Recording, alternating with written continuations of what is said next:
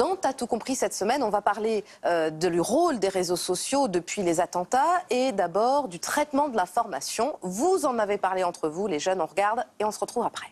Les médias, ils diffusent toujours les mêmes choses. À force, on continue et à force, ça commence à faire un peu peur. T'es sur BFM TV, on parle de l'attentat. T'es sur TF1, on parle de l'attentat. T'es sur France 2, on parle de l'attentat. Surtout, c'est important de se tenir informé de ce qui se passe aussi. C'est important d'avoir des images, d'avoir des preuves, etc. de ce qui se passe.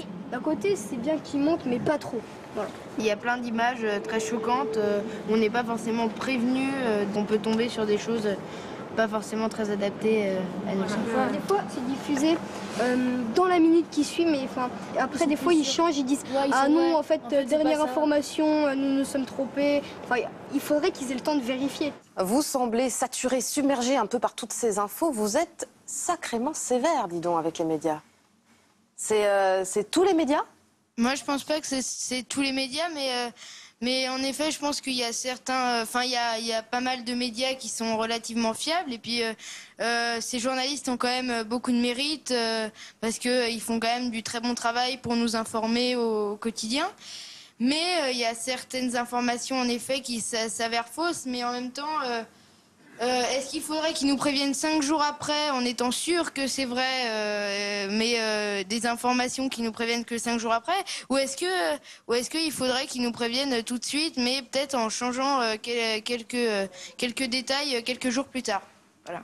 Est-ce qu'il faut ralentir le rythme, Fleur Pellerin ? C'est vrai qu'il faut trouver le juste équilibre. Moi, je crois qu'il y a de la place pour toutes les formes d'information. Je pense que c'est important dans une démocratie de savoir ce qui se passe. Vous imaginez un pays où il n'y aurait pas d'information, où le gouvernement pourrait dire ce que les médias doivent, de quoi les médias doivent parler, et la manière dont ils doivent traiter l'information. C'est pas ça une démocratie. Donc c'est important qu'on ait à la fois des chaînes d'information en continu qui permettent à tout le monde de s'informer. Et c'est vrai qu'il faut qu'il y ait aussi des garde-fous pour que des images choquantes, des choses choquantes ne soient pas mises à la disposition ou de jeunes, par exemple, ou d'enfants de public que ça pourrait choquer.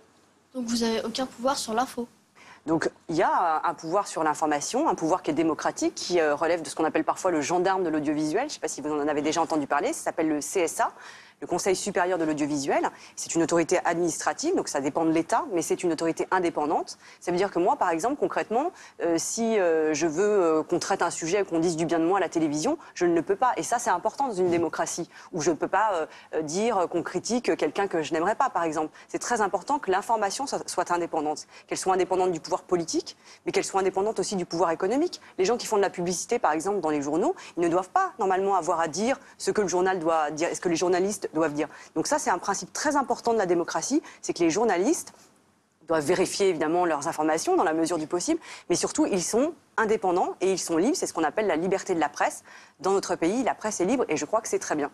Après, voilà, c'est comme tout sur les réseaux sociaux, que ce soit sur les journaux ou encore à la télévision. Je pense qu'encore une fois, il faut faire le tri dans tout ce qu'on voit et faire attention de pas voir une seule chose et en déduire que c'est la vérité. Et, je pense qu'il faut se méfier un petit peu de ces choses-là. Je pense que pour vous, c'est très important de pouvoir quand même croiser des sources d'information parce que je ne sais pas si vous avez vu les discussions qu'il y a eu à un moment autour des trucs complotistes, des vidéos complotistes, les Illuminati, ce genre de choses, vous en avez entendu parler. Et donc parfois, il circule sur Internet des choses qui sont totalement fausses mais qui sont présentées de manière assez... comme si c'était une vraie information.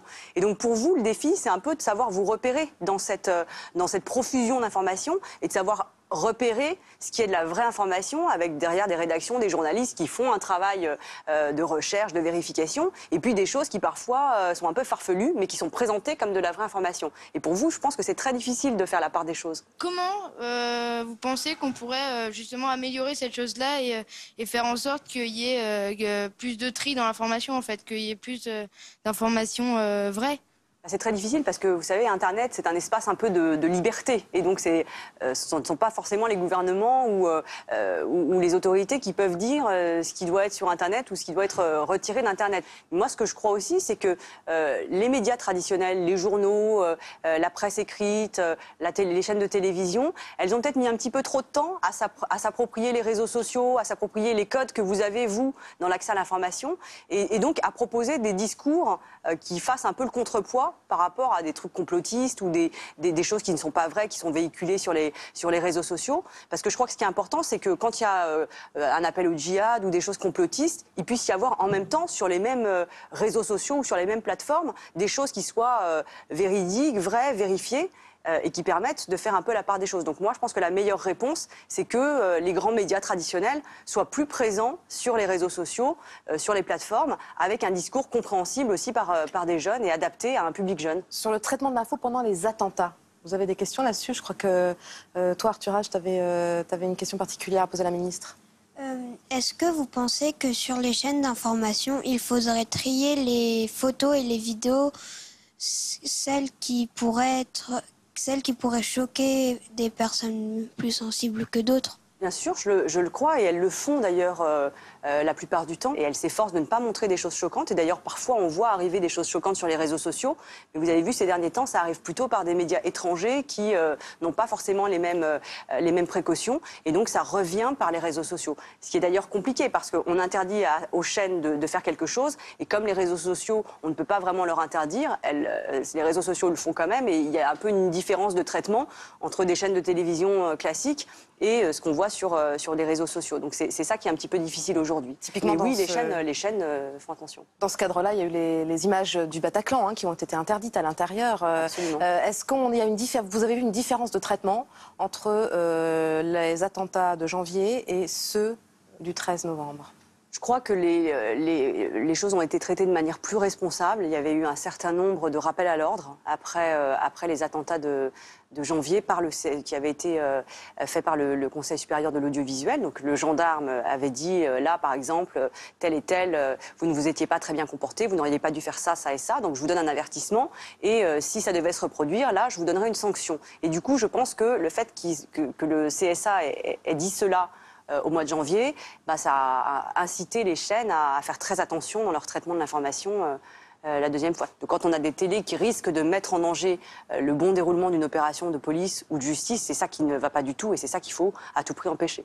Et, du coup, est-ce que vous pensez qu'il faut limiter ce qu'on voit à la télé ou ce qu'on trouve dans les réseaux sociaux? Il y a des choses qui sont déjà interdites à la loi. Par la loi, à la télévision, on ne peut pas tout faire et tout montrer. En revanche, là où c'est beaucoup plus difficile, c'est sur les réseaux sociaux, parce que les réseaux sociaux sont souvent des entreprises qui ne sont pas françaises et qui ne reconnaissent pas forcément la loi française ou le juge français. Donc c'est beaucoup plus difficile de faire appliquer des règles à ces réseaux sociaux parce que ce sont des entreprises qui sont un petit peu hors sol et en tout cas qui n'acceptent pas forcément de se conformer à nos lois. Donc c'est aujourd'hui une des grandes difficultés auxquelles je suis confrontée d'ailleurs en tant que ministre de la Culture, parce que ça crée une différence de traitement entre les chaînes de télévision, mais ça vaut aussi pour les radios, ça vaut aussi pour la presse, et les réseaux sociaux qui font parfois un peu le même métier, mais qui ne le font pas avec les mêmes règles du jeu. Et c'est ça qui est très compliqué. Iba, qu'est-ce que tu as fait? Tu as coupé, toi, au bout d'un moment? Il y a eu trop d'infos, il y a eu trop d'images violentes, tu as coupé, tu as continué à regarder? Moi, j'avais vu des images qui m'avaient choquée ou bien quelque chose comme ça. Donc, juste après les attentats, j'ai arrêté de regarder les informations, j'ai arrêté d'aller sur les réseaux sociaux parce que j'en avais un peu marre de regarder tout le temps des nouvelles tristes. Voilà. Sonia, tu acquiesces? Je te vois... Oui, parce qu'en fait... Moi, quand j'ai vu sur les réseaux sociaux de voir ce genre de photos, de voir des corps au sol, c'est quand même un peu choquant. Et puis même de regarder... moi, quand je regarde les informations, j'en dormais pas, je faisais que des cauchemars. Bref, j'y pensais tout le temps. Je me suis dit, c'est anxiogène, ça sert à rien que tu regardes ça.